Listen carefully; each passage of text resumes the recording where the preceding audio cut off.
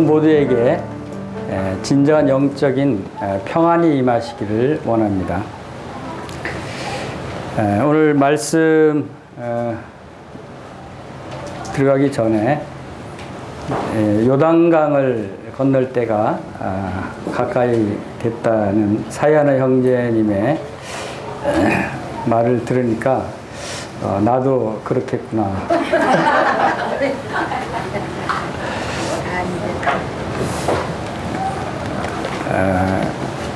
그 길이 하나님이 주신 길이면 가야죠.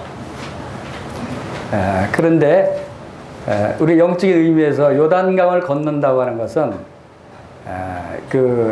하늘나라로 올라간다는 의미가 아니고, 여러분 요단강 건너면 어디죠? 광야에서 요단강을 건너면 어디죠? 가나안 땅이죠.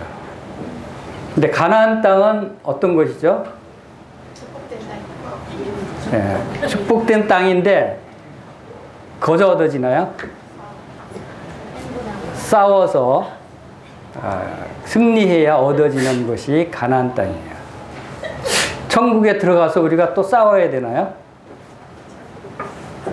그래서 이 요단강을 건넌다는 것의 영적인 의미는 모세오경주에서 쓴 맥킨토시는 우리의 자아의 죽음을 건너는 것이다. 자아가 죽을 때 내 가나안에서 영적인 싸움에서 승리할 수 있고, 거기서 우리가 영적으로 안식을 누릴 수 있다. 이렇게 해서 가나안 땅에 우리가 죽어서 하늘나라 가는 그런 것보다도 우리가 이 땅에서 진정 하늘나라의 삶을 누리는 그것을 의미하는 것이다. 그래서 요단강을 건넌다고 하는 것은 우리가 육신의 죽음을 의미하는 것이 아니라 우리의 내적인 속사람의 자아의 죽음을 의미하는 것이다 하고 이제 이야기했습니다. 이제 그것이 참 합당한 그런 해석인 것 같아요. 왜냐하면 가나안 땅에 들어가서 또 투쟁하고 싸워야 될 것 같으면 또 걱정이죠. 하늘나라 가서 우리가 또 싸워야 돼요. 그런 건 아니잖아요. 아무튼 이런 일들을 통해서 우리가 우리 자신이 참 천국의 삶을 준비하는 그러한 자세를 갖는 것은 필요하다고 생각이 됩니다. 오늘 말씀은 히브리서 9장 보겠습니다.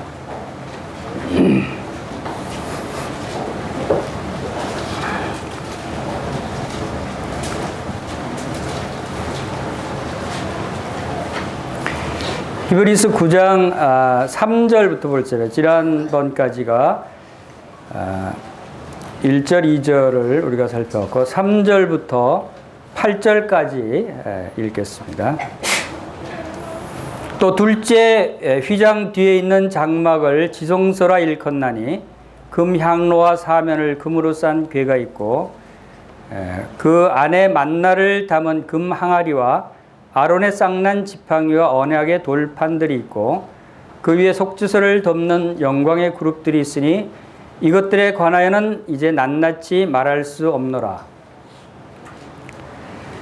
이 모든 것을 이같이 예비하였으니 제사장들이 항상 첫 장막에 들어가 섬기는 예식을 행하고 오직 둘째 장막은 대제사장이 홀로 1년에 한 번 들어가되 자기와 백성의 허물을 위하여 드리는 피 없이는 아니하나니 성령이 이로써 보이신 것은 첫 장막이 서 있을 동안에는 성소에 들어가는 길이 아직 나타나지 아니한 것이라.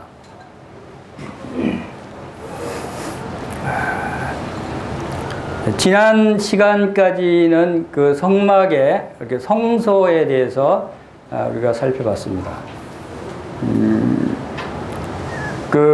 이 히브리서에서 지금 이 성막과 성소에 대해서 상세하게 기술하고 있는 이유는 지금 9장과 10장에 걸쳐서 핵심적으로 무엇을 설명하고 계시냐 하면 예수 그리스도의 피를 이야기하기 위해서 우리가 십자가의 보혈, 예수 그리스도의 피로 말미암아 죄 사함을 얻고 구원을 얻는다고 믿고 있습니다. 그러면 예수 그리스도의 피가 왜 흘려져야 되는지, 왜 예수 그리스도께서 십자가에서 죽으셔야 되는지, 왜 예수 그리스도께서 대제사장이 되셔야 했는지, 이 부분에 대해서 그 영적인 원리를 설명하고 있는 것이 이 히브리서 9장과 10장이에요. 그리고 그 히브리서 9장과 10장을 걸쳐서 예수 그리스도의 대제사장으로서의 그 자기 자신의 피를 흘리셔서 하늘의 지성소에 들어가신 그 일을 설명하기 위해서, 그것이 왜 중요한 것인가, 그것이 어떤 영적인 의미가 있는가를 설명하기 위해서, 그것을 이해하기 위해서는 성막을 이해해야 돼요. 그것이 이미 구약의 출애굽기와 레위기서를 통해서 하나님께서 이스라엘 백성들에게 보여주신 일이었어요. 그래서 사실상 이 히브리서는 출애굽기와 레위기서의 주예서라고 볼 수도 있어요. 그것을 신약 측면에서, 새 언약 측면에서 해석하고 설명해줘서 우리가 이해할 수 있게. 자, 우리가 왜 이런 것들을 상세히 알 필요가 있는가 하면, 자, 우리 그 로마서 5장 1절 한번 볼까요?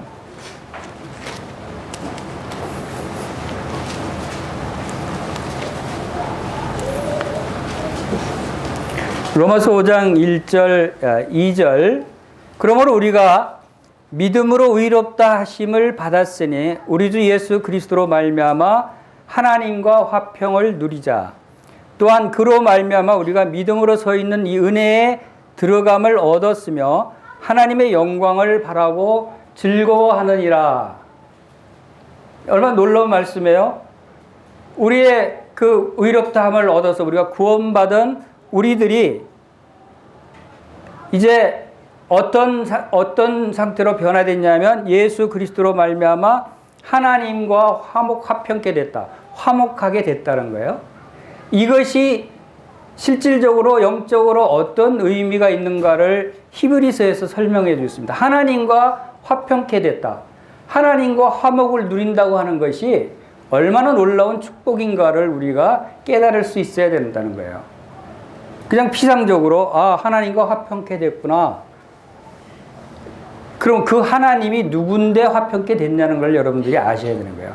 그 하나님이 어떤 하나님인데 나와 화평케 됐구나. 내가 그 하나님과 화목케 됐고 그 하나님과 교제하고 그 하나님과 친밀하게 사귐을 갖는 관계로 됐구나. 이것이 얼마나 놀라운 축복인가를 알아야 되는데 이 말씀 갖고 여러분들이 그 놀라운 축복을 깨달을 수 있겠어요? 이것을, 그 원리를 상세하게 설명해 주고 있는 것이 히브리서 9장 10장이에요.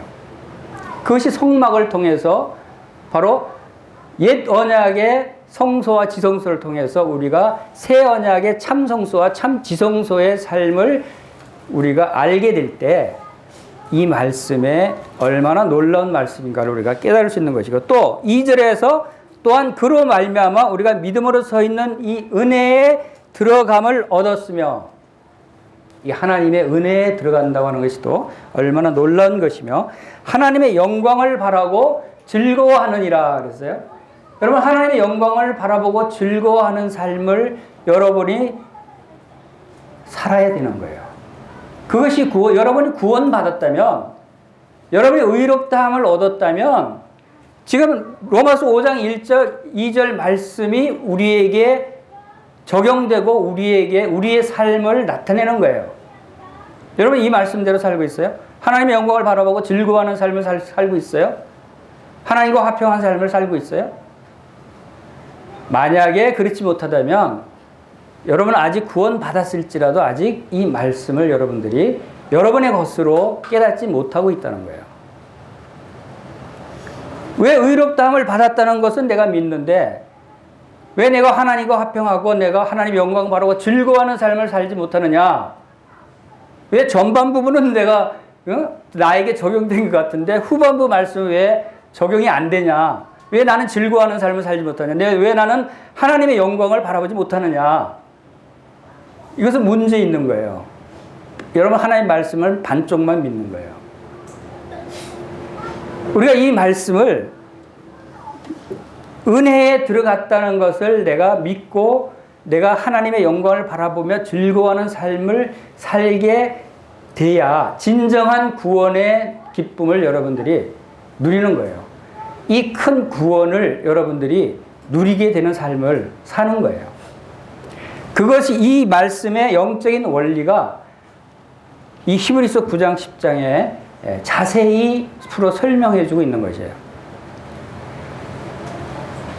여러분, 우리의 영적으로 힘을 얻지 못하고 쉽게 흔들리고 실패하고 침체 가운데 빠지고 거기서 헤어나지 못하고 다시금 첫사랑을 회복하지 못하는 큰 이유 중에 하나가 바로 이 하나님의 말씀에 깊이 있는 영적인 원리까지도 우리가 알지 못하기 때문에, 그것을 안다면 기초가 튼튼하면 흔들리지 않잖아요.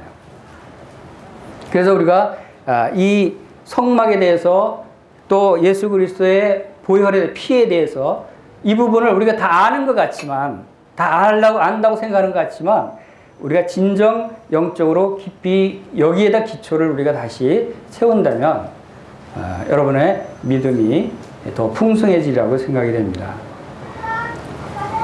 많은 성도들이 이 땅의 삶이 괴롭고 두렵고 슬프고 어려우니까 빨리 요단강을 건너서 천국에 가야 되겠다.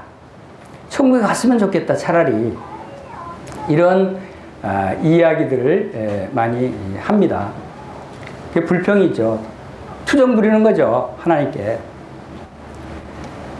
그러나 진정으로 우리가 지금 내가 살고 있는 이곳이 참 성소고 참 지성소에 하나님과 화평한 삶을 살고 있다는 것을 깨닫고 믿는 사람은 그런 불평하지 않아요. 아무리 괴로운 상태라도 그런 불평하지 않는다는 거예요. 아무리 어렵고 슬프고 힘든 삶을 산다고 할지라도 하나님의 영광을 바라보고 즐거워하는 삶을 살게 된다는 거예요. 그것이 믿는 사람들과 믿지 않는 사람들과의 차이점이죠. 우리는 항상 샬롬 하고 인사할 수 있어야 되는 거예요. 평안하십시오. 평강이 깃들기를 원합니다. 그래서 지금 우리가 읽은 3절부터는 그 둘째 휘장 뒤에 있는 장막을 지성소라고 일컫나니 했습니다. 2절에서는 첫 장막에 대해서 우리가 지난 2시간에 걸쳐서 첫 장막에 등잔대와 진설병이 있는 것에 대해서 그 영적인 의미에 대해서 우리가 살펴봤습니다. 첫 장막은 바로 성소, 성막의 첫 번째 성소, 첫 장막을 표현하죠. 성소에는 등잔대와 바로 진설병이 있다고 그랬습니다.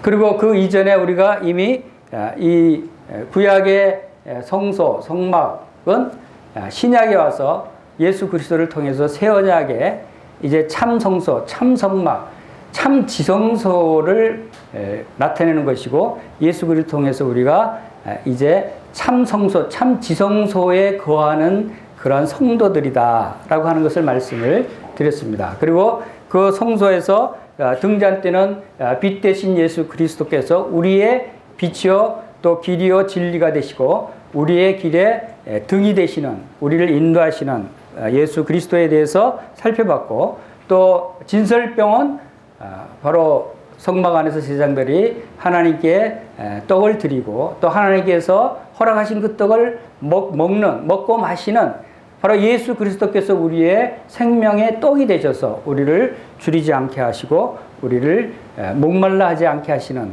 우리의 영적인 그런 풍성한 삶을 나타내 주는 것이다 라고 우리가 살펴봤습니다. 이제 그 다음에 있는 첫 장막이 있고 둘째 장막 다음에 둘째 휘장이 있는데, 이 휘장 뒤부터가 지성소라고 읽었습니다. 그래서 오늘은 이 지성소에 대해서 살펴보기를 원합니다. 지성소는 지극히 거룩한 장소고, 지성소는 하나님이 거하시는, 하나님이 임재해 계시는 곳을 말씀하고 있습니다. 그래서 오늘은 하나님이 어떠한 분이신지, 우리가 믿는 그 하나님이 어떠한 분이신지를 우리가 이 말씀을 통해서 살펴보는 시간이 되기를 원합니다. 하나님이 누구인지를 안다고 하는 것은 참으로 우리 영적인 삶에서 대단히 중요한 것입니다. 여러분이 믿고 의지하고 여러분을 구원하시고 여러분을 사랑하시는 여러분의 아버지가 되시는 그 하나님이 누구십니까? 여러분, 나의 아버지 하나님을 누구라고 믿고 있습니까? 어떤 분이라고 믿고 있습니까?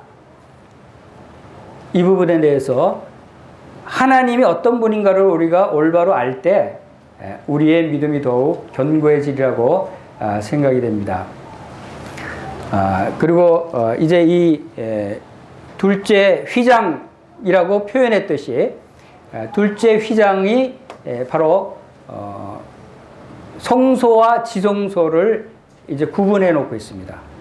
성소와 지성소를 구분해 놓는 것이 둘째 휘장입니다. 그리고 둘째 휘장 뒤에는 금향로와 사면을 금으로 산 언약궤가 있다.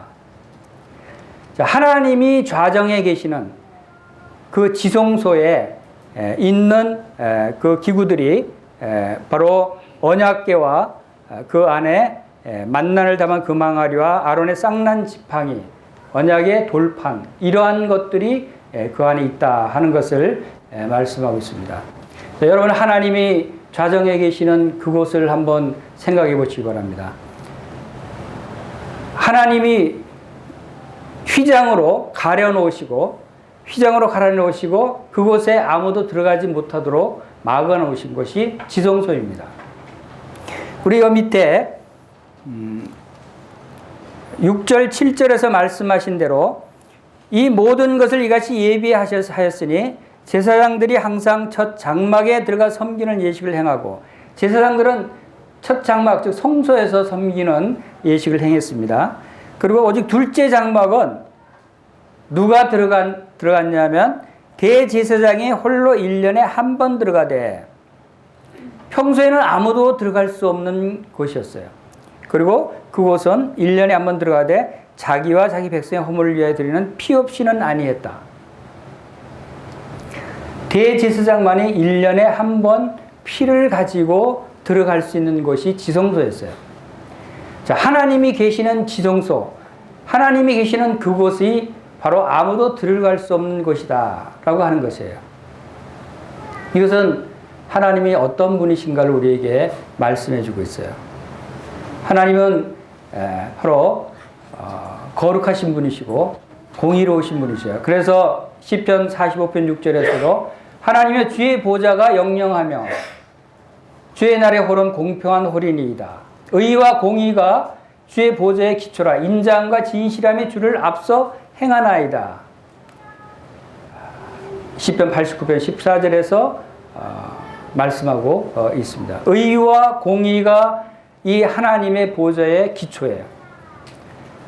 즉 하나님은 지극히 거룩하신 분이고 하나님은 지극히 공의로우신 분이고 의로우신 분이시다라고 하는 것을 말씀하고 있습니다. 그래서 이 지성소를 우리가 바라보면서 지성소를 통해서 하나님은 어떤 분이신가? 하나님은 참으로 공의로우신 분이고 하나님은 거룩하신 분이시기 때문에 공의로우시고 거룩하신 분 앞에는 공의롭지 못하고 거룩하지 못한 사람은 가까이 갈 수가 없는 것이에요. 여러분이 공의로운 사람이 아니라면, 여러분이 거룩한 사람이 아니라면 여러분은 하나님과 화평할 수 없는 거예요. 하나님을 만날 수 없는 거예요. 이것이 하나님의 법도예요. 그래서 이 휘장을 가려놓고 아무나 들어오지 못하게 했어요. 대제사장만이 1년에 한 번 대속죄일에 그 자기와 제사장들과 백성들의 죄를 위한 그 희생 제물의 피를 가지고 들어갈 수 있도록 허용되어 있어서 딱 한 번. 그것은 대제사장만이 그곳에 들어갈 수 있다고 그 말씀하신 그것은 우리에게 무엇을 말해주고 있느냐면 아무나 들어갈 수 없다는 것을 말해주고 있을 뿐만 아니라 또한 우리도 들어갈 수 있는 가능성을 보여주시는 거예요. 대제사장을 통해서 피를 가지고 들어갈 수 있도록 허용하신 것은 바로 우리에게도 대제사장이 피를 가지고 들어갈 수 있다고 하는 것을 우리에게 예표로 말씀해주고 있다라고 하는 것을 말씀해주고 있습니다. 이것은 거룩하신 하나님 앞에 하나님 말씀대로 하지 않고 자기 임의로 아무리 내가 대제사장이다, 내가 제사장이다, 성소에서 이 제사를 드리고 섬기다가 뭐 나 제사장인데 잠깐 들어가면 어때? 하고 만약에 어떤 제사장이 대제사장이 잠깐 지성소에 발을 들여밀었다면 어떻게 됐냐면 즉시 그 자리에서 죽임을 당했어요. 하나님은 심판의 하나님이에요. 심판주예요. 이 하나님의 보좌는 심판주의 보좌예요. 공의의 보좌며 거룩하신 보좌예요. 하나님께는 죄가 있는 사람이 가까이 할 수 없는 심판의 하나님이시다라고 하는 사실을 우리가 기억해야 되는 거예요. 그래서 이스라엘 백성들이 출애굽기 19장에서 시내산에 하나님이 강림하셨을 때 나팔 소리와 막 불 가운데 큰 음성 가운데 천둥과 번개 가운데 하나님이 강림하셨어요. 이스라엘 백성들이 두려워서 감히 가까이 할 수도 없었어요. 그 하나님이 강림하신 그 산에 가까이 접근하는 사람은 비록 짐승일지라도 죽임을 당하리라고 그랬어요. 하나님은 두려운 분이셔요. 하나님은 심판주 하나님이세요. 왜? 하나님이 공의로우신 분이고 하나님이 거룩하신 분이시기 때문에. 하나님께는 거룩하지 않고 공의롭지 않고 의롭지 않은 사람은 하나님께 가까이 갈 수 없다고 하는 것을 이 지성소가 우리에게 나타내 보여주고 있는 것이에요. 하나님이 에덴 동산에서 아담과 하와를 지으시고 얼마나 좋으셨어요. 얼마나 아름다운 동산에서 자신이 친히 지으신 그 아담과 하와와 함께 얼마나 좋은 시간을 보냈어요. 얼마나 아담과 하와를 사랑했어요. 그런데 아담과 하와를 추방할 수밖에 없었어요. 왜? 그들이 하나님의 말씀을 순종하지 아니하고 죄를 범했기 때문에. 아무리 사랑하는 사람이라 할지라도 공의의 하나님은 자기 사랑하는 아들 아담을 추방해야 되는 그러한 거룩하신 하나님이셨어요. 하나님의 보호자는 바로 이런 공의의 보호자예요. 이런 보호자를 가지시고 바로 이스라엘 백성들 가운데 하나님께서 찾아오셨어요. 찾아오셨지만 하나님의 그 공의로우심과 하나님의 거룩하심과 하나님과 심판주 하나님 되심을 하나님이 그대로 보존하시고 그대로 보여주신 것이에요. 그것이 바로 지성소의 앞을 가로막는 휘장이 바로 그것을 우리에게 말씀해주고 있다고 하는 것을 여기서 봅니다. 그래서 로마서 3장 23절에서 우리 한번 보겠습니다. 로마서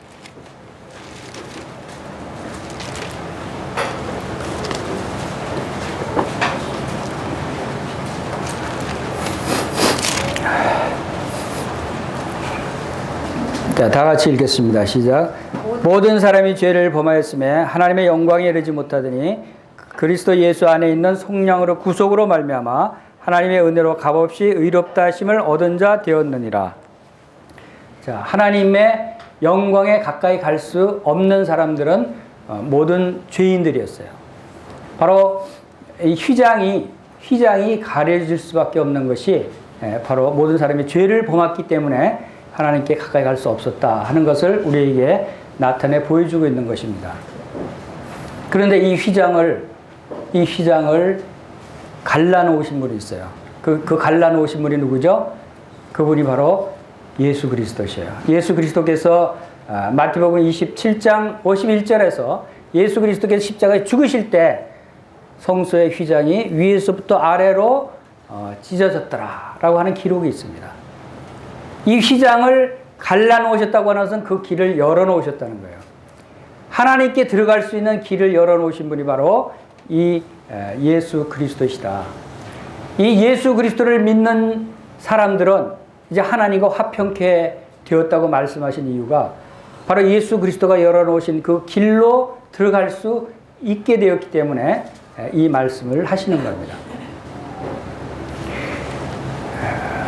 하나님과 백성들 사이에 가로막혔던 그 휘장, 하나님과 제사장들 사이에 가로막혔던 그 휘장을 열어놓으셨어요. 그러면 이제 예수 그리스도를 믿는 그 성도들에게, 지금 성도들에게는 어떤 상태인가? 존 넬슨 다비는 이 부분에서 이런 이야기를 했어요. 그러나 우리에게는 열려 있고 우리는 하나님 앞에 있다. 우리는 항상 거기 있다. 이것이 우리의 신분이다. 우리의 감정은 날마다 바뀔 수 있지만 신분은 변하지 않는다. 자, 우리 예수 그리스도를 믿는 성도들에게는 바로 이 길이 열려 있고 또 우리는 이제 이미 하나님의 지성소에서 하나님 앞에 서 있다는 거예요.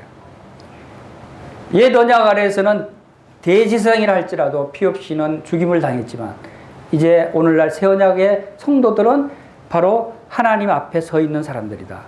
우리는 항상 서 있다는 거예요. 항상 서 있을 수 있다는 거예요. 우리의 감정이 변할 수 있고 우리의 상태가 변할 수 있지만 우리의 신분은 변하지 않는다. 이것이 우리가 하나님의 영광을 바라고 항상 즐거워할 수 있는 이유가 바로 여기 있다고 생각이 되십니다. 그런 이유 중에 하나가 우리 여기 또 히브리서 9장의 지성소에 있는 기구들에서 말씀을 하시는 것 중에 제일 먼저 나오는 금향로가 있습니다. 자, 많은 사람들이 이 부분을 좀 의아스럽게 생각하기도 합니다. 향을 피우는 향로가 성소의 향단을 의미하는 것이 아니냐, 성소에 있어야 할 기구가 왜 지성소에 있다고 표현이 됐을까 하는 의문을 제기하기도 합니다. 그러나 이것은 분별하기는 성소에 있는 향단이 아니라 성소에는 향단이 있습니다. 향을 피워서 그 향단은 지성소 앞에 휘장 바로 앞에 있습니다. 그러나 이 금향로라고 표현된 것은 바로 레위기서 16장 12절 우리 보겠습니다. 16장 12절에서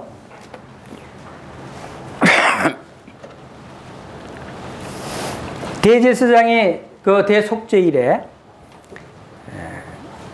향로를 가져다가 16장 12절 향로를 가져다가 요 앞 제단 위에서 피운 불을 그것에 채우고 또 곱게 간 향기로운 향을 두 손에 채워가지고 휘장 안에 들어가서 요 앞에 분향하여 향연으로 증거계 위 속죄소를 가리게 할지니 그리하면 그가 죽지 아니할 것이며.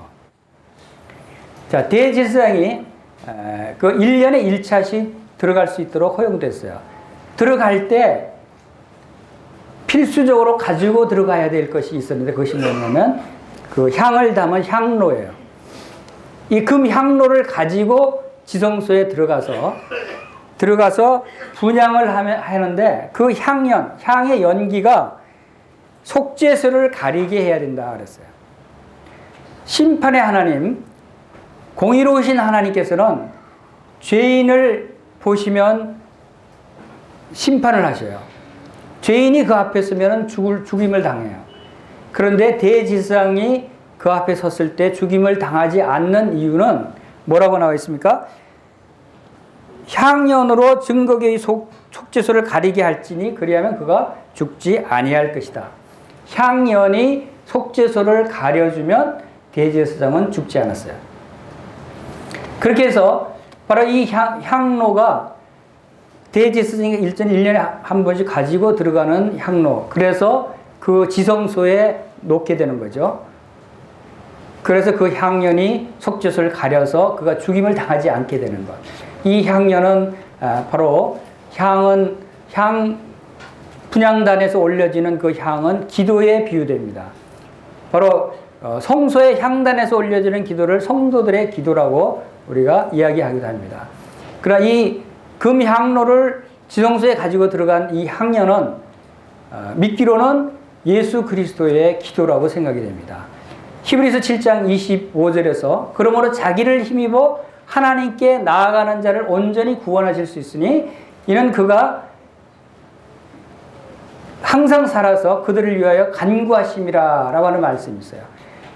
우리의 대제사장 예수 그리스도께서 항상 살아서 우리를 간구하시는 그 기도가 하늘의 지성소의 향연으로 속죄소를 가려주고 있기 때문에 우리가 죽지 않고 우리가 단대히 하나님께 나아갈 수 있다고 생각이 됩니다. 바로 이것을 예표로 보여주는 것이 금향로고, 그리고 우리가 지금 이 지성소에 있는 기구들, 지성소에 있는 여러 가지 일들을 통해서 우리가 하나님이 어떠한 분이신가를 우리가 발견할 수 있는데, 바로 이 금향로와 또 휘장을 통해서 심판주 하나님을 우리가 볼 수 있었고, 공의의 하나님을 볼 수 있었고, 거룩하신 하나님을 볼 수 있었어요. 또 이 금향로를 통해서 사랑의 하나님, 자비의 하나님, 긍휼의 하나님을 우리가 여기서 바라볼 수 있다고 생각이 되어집니다. 그리고 또 지성소에 어떤 기구가 나옵니까? 사면을 금으로 싼 언약궤가 있다라고 말씀하고 있습니다. 이 언약궤가 지성소에 있다. 이 언약궤는 바로 언약의 하나님을 말씀하고 있는 것이고, 이 언약궤 속에 들어가 있는 세 가지 것들을 통해서 또 하나님이 우리에게 어떤 분이신가를 말씀해 주고 있는 것을 발견할 수 있습니다. 그 첫 번째 것은 뭐라고 나옵니까? 만나를 담은 금 항아리가 언약궤에 담겨져 있다.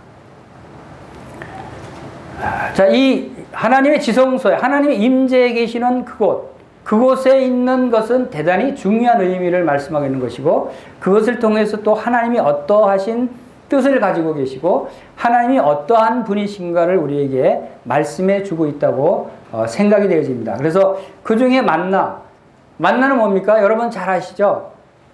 만나는 이스라엘 백성들이 광야에서, 그 광야라고 하면 사막과 같은 그곳에 농사도 지을 수도 없고 열매로 따먹을 수도 없고 짐승도 없는 그곳에서 이스라엘 백성들이, 그 수많은 사람들이 40년간 어떻게 뭘 먹고 어떻게 살겠어요? 그런데 그곳에 만나라고 하는 식물을 하나님께서 하늘로부터 내려서 이스라엘 백성들을 먹고 살 수 있도록, 그것을 40년 동안이나. 오늘날 만나라는 식물이 있을까요? 저는 참 기이하다라는 생각이 들어요. 지금 식물학자들을 동원해서 만나라는 식물을 찾아보라고 시켜보고 싶어요. 혹시 지금이라도 있는가? 그것은 하나님의 창조물 중에 사라진 아주 귀중한 식물이다라고 생각이 돼요.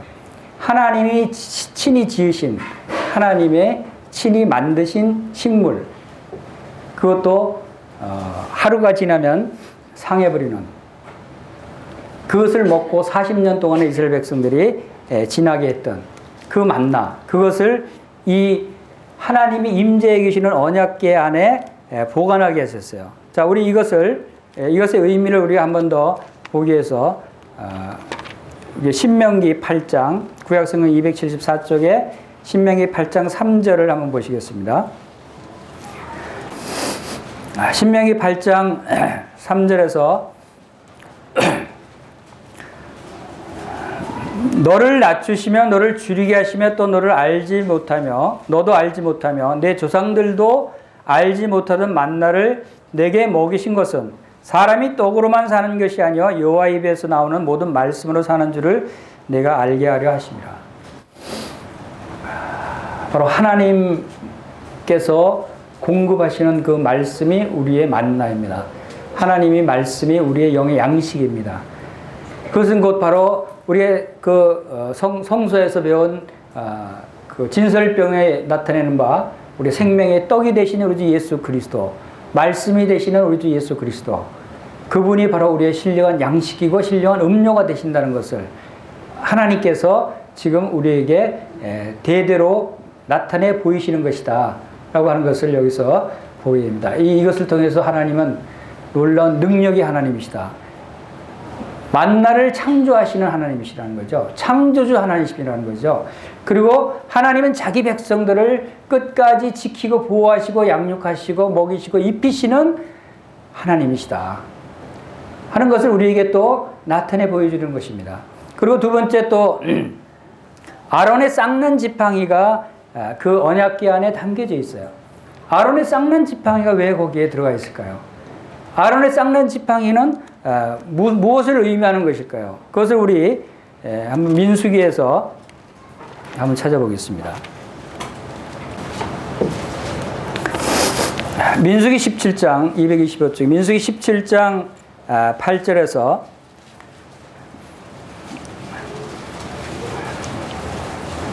이튿날 모세가 증거의 장막에 들어가 본 적 레위 집을 위하여 낸 아론의 지팡이에 움이 돋고 순이 나고 꽃이 피어서 살구 열매가 열렸더라.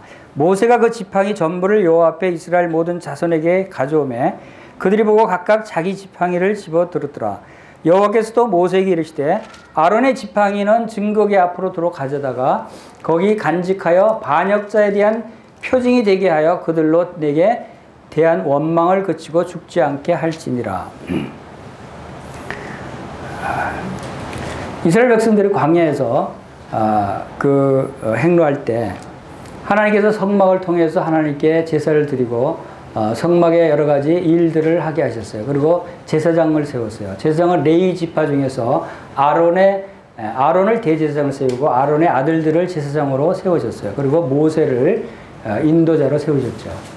근데 레위 지파 중에 이 고라와 그 일당들이 그들 다른 레위 지파의 사람들은 이 제사장들을 도와서 성막의 일들을 도와주게 하는 그 봉사의 직무를 도와주게 했어요. 이제 그들이 교만해져서 왜 우리는 같은 레위 지파인데 제사장이 못 되냐?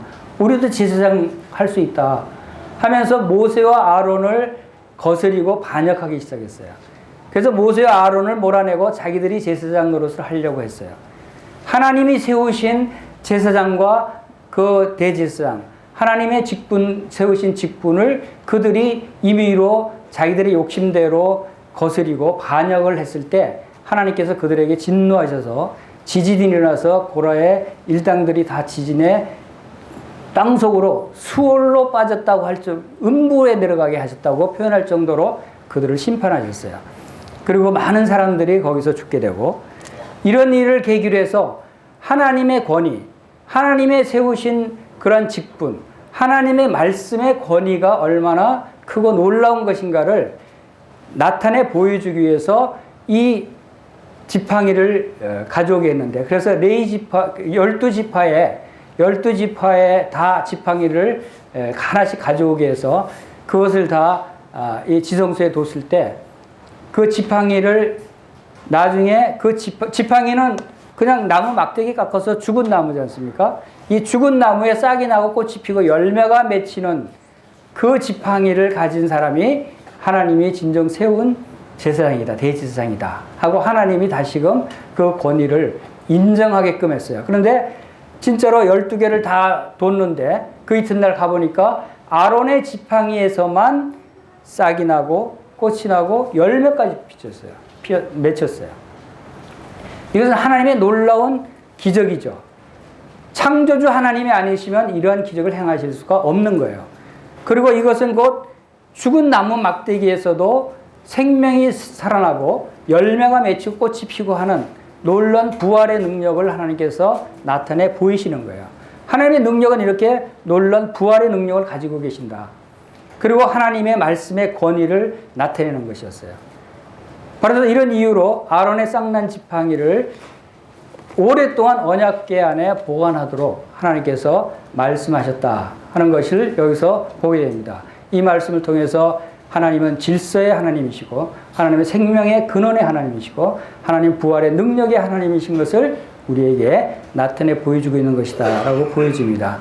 그래서 그 다음에 이제 또 어떤 기구가 하나 남았나요? 그것은 언약의 돌판들이 있고 있어요. 이것은 십계명을 기록한 두 돌판이 있습니다. 그것을 이 언약궤 안에 보관하도록 하셨다 하는 것입니다. 이것은 율법, 이 하나님께서 말씀하신 그 말씀, 이 율법은 영원한 것이라는 거예요. 하나님의 말씀은 영원한 것이고 하나님의 말씀은 완전한 것이고 하나님의 말씀으로 통치하시고 말씀으로 창조하시고 말씀으로 만물을 유지하시고 지탱하시고 보존하신다. 요한복음 1장 1절에서는 그 태초에 말씀이 계시니라 바로 하나님이 이 말씀이 하나님과 함께 계셨으니 이 말씀은 곧 하나님이시라 그랬어요. 하나님이 말씀하신 이 말씀이 곧 하나님이시라는 거예요. 그래서 하나님의 말씀의 권위, 말씀의 능력, 말씀의 존귀함, 말씀의 이러한 그 귀중한 것들을 나타내 보여주기 위해서 바로 이 두 돌판을 이 언약궤에 보관하도록 하셨다 하는 것을 여기서 보게 됩니다. 그리고 이제 나머지 5절에 보겠습니다. 5절에 보면은 그 언약궤 안에는 지금 세 가지가 들어가 있죠. 세 가지가 들어가 있는데 이 5절에서 보면은 그 위에 언약궤를 덮는 것이 있어요. 그것이 뭐냐면 그 위에 속죄소를 덮는 영광의 그룹들이 있으니 이런 것들에 관하여는 이제 낱낱이 말할 수 없노라. 자, 이 언약궤 위에 속죄소를 만들게 했다는 거예요.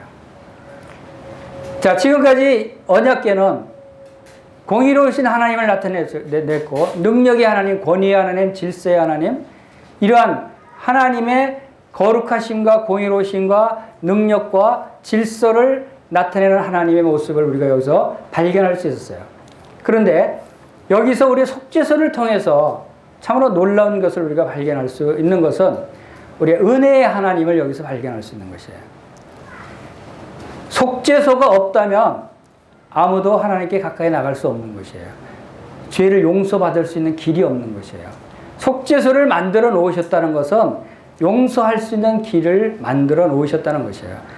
그것이 이제 그 방법에 있어서 이제 구약의 대제사장은 그림자로 보여주신 방법이지만 이제 히브리서 9장 11절부터 나오는 우리의 영원한 대제사장의 그 희생 제물의 피로 가지고 이 속죄소로 들어가서 뿌리는 모습이 이제 나옵니다. 이제 그것을 우리에게 나타내 보여주시기 위해서 이제 속죄소를 말씀하고 있습니다. 이 속죄소는 바로 덮는다라고 하는 의미를 가지고 있어요. 그것은 무엇을 덮는 것입니까? 바로 죄를 덮어준다는 것이죠. 우리의 죄를 덮어준다는 것을 우리가 여기서 말씀하고 있습니다. 우리 시편 85편을 보겠습니다.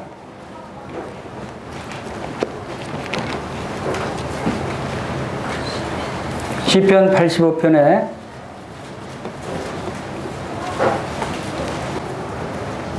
10절 11절입니다.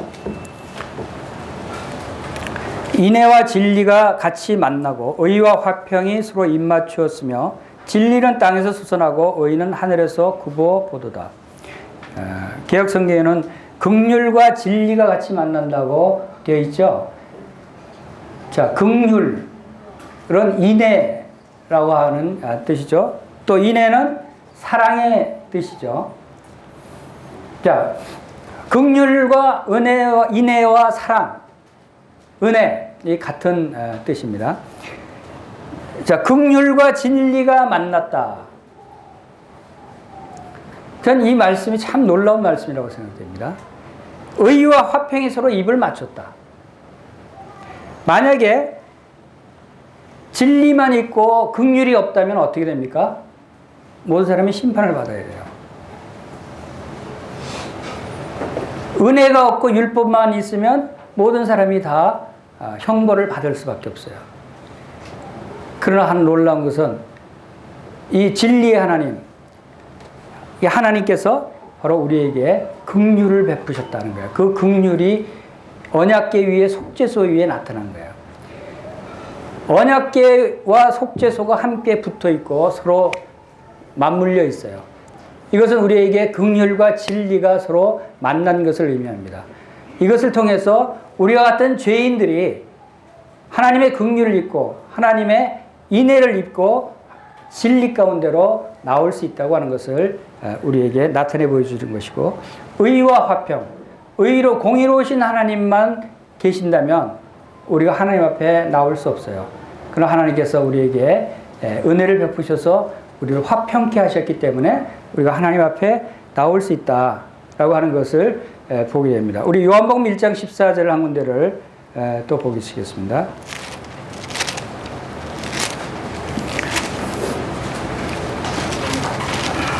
요한복음 1장 14절에 말씀이 육신이 되어 우리 가운데 거하심에 우리가 그 영광을 보니 아버지의 독생자의 영광이 은혜와 진리가 충만하더라. 여러분, 예수 그리스도께서 말씀이 육신이 되어 이 땅에 오신 하나님의 아들이십니다. 우리 가운데 거하심에 하는 이 말씀의 뜻은 헬라어로 우리 가운데 장막을 치심에라고 하는 뜻이랍니다. 우리 가운데 이 장막을 치셨다. 우리 성소로 삼으셨다고 하는 것이죠. 우리 가운데 성소로 삼으셔서 장막을 치셔서 우리가 그 영광을 보니 아버지의 영광, 독생자의 영광이요. 무엇이 충만하다고요? 은혜와 진리가 충만하다. 만약에 은혜가 없이 진리가 충만하더라 하면은 어떻게 됐을까요? 은혜가 없이 진리만 충만했다. 우리는 마땅히 진리 앞에서 진리의 말씀대로 형벌을 받아야 될 사람들이에요. 그런데 만약에 또 예수 그리스도께서 은혜만 있고 진리가 없다, 은혜만 충만하더라고 하면 어떻게 됐을까요? 모든 사람들이 은혜만 받고 방종하게 되고 무질서해져 버립니다. 진리가 없으면. 우리가 놀라운 것은 언약궤와 지성소, 언약궤의 그 덮는 속죄하는 그 속죄소가 언약궤와 함께 있을 때 바로 긍휼과 진리가 만나고 의와 화평이 입을 맞췄듯이 그것을 모두 다 해결해 주신 분이 바로 예수 그리스도시라는 거예요. 은혜와 진리가 충만하도록 모두 다 해결해 주셨어요. 그것을 어디서 해결해 주셨느냐? 십자가가 바로 이 모든 것을 해결해 주신 거예요. 십자가라고 하는 것이 십자가에 그 고난 받으시고 보혈을 흘리신 그 일이 바로 이 은혜와 진리를 다 충족시키는 것이에요. 긍휼과 바로 진리, 공의를 다 충족시키는 것이에요. 이것은 아주 완벽하게 공의를 지키시며 완벽하게 거룩함을 지키시며 완벽하게 하나님의 사랑을 베푸시는 놀라운 사건이 십자가라는 거예요. 십자가에서 이 모든 시편 85편 10절 말씀, 긍휼과 진리가 함께 만나고 의와 화평이 서로 입을 맞추는 이 사건이 십자가에서 이루어진 거예요. 이렇게 해서 십자가의 도가 우리에게 대단히 중요한 의미다라고 하는 것을 우리가 여기서 발견할 수 있는 것입니다.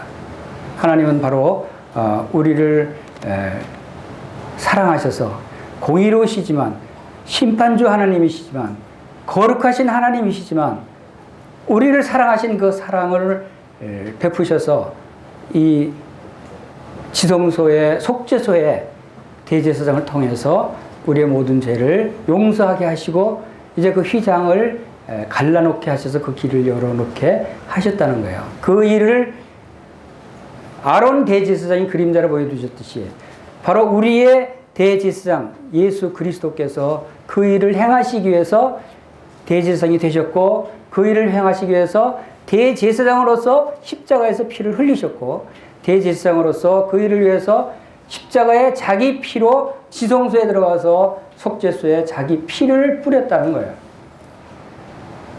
그리고 구약의 대제사장 아론은 1년에 한 번 피를 뿌리고 도로 나와야 했어요. 들어갔다가 나와야 했어요. 거기 항상 있을 수가 없었어요. 그러나 우리의 대제사장 예수 그리스도는 들어가셔서 나오시지 않으셔요. 나오실 필요가 없는 거예요. 항상 거기 계셔요. 그것은 무엇을 의미합니까? 우리의 신분도 왔다 갔다 하지 않고 항상 거기 있는 하나님의 지성소에 하나님 앞에 우리가 항상 있는 신분이라는 거예요.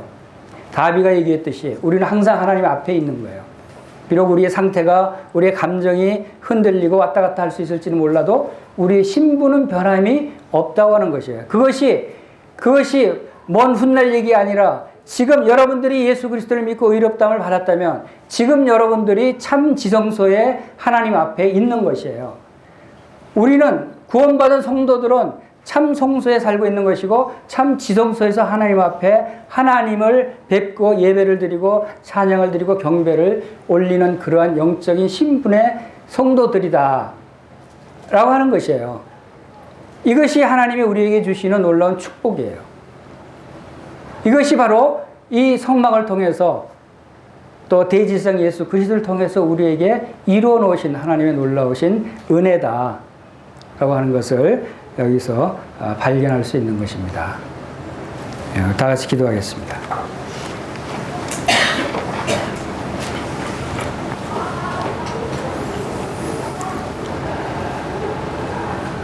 거룩하시며 공의로우시며 또한 만물을 심판하실 심판주 하나님께서 마땅히 심판받을 수밖에 없는 저와 같은 죄인들을 이토록 사랑하셔서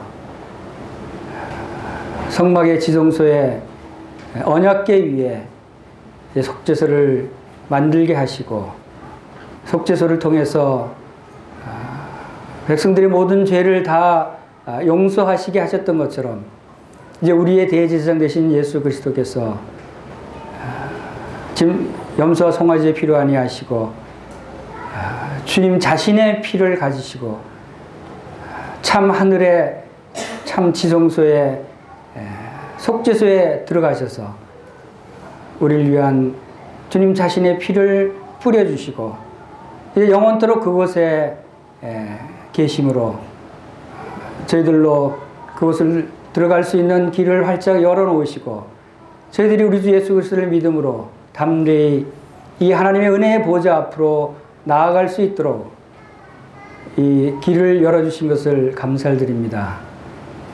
참으로 주님의 은혜와 사랑이 크고 놀라운 은혜인 것을 이 시간 고백을 드립니다. 저희들의 삶이 이제 참 성소에서 참 지성소에서 하나님과 교제하며 우리 주 예수 그리스도와 함께 거하는 놀라운 영적인 삶인 것을 생각할 때 감사를 드립니다. 이제 저희들이 믿음으로 말미암아 은혜에 들어감을 얻게 하시고 이제 이 놀라운 하나님의 영광을 바라고 즐거워하는 삶을 살 수 있도록 계속해서 저희들을 축복해 주시기를 원합니다. 이 시간을 함께 하신 것을 감사를 드리며 우리 주 예수님의 귀하신 이름으로 감사하며 기도하옵나이다. 아멘.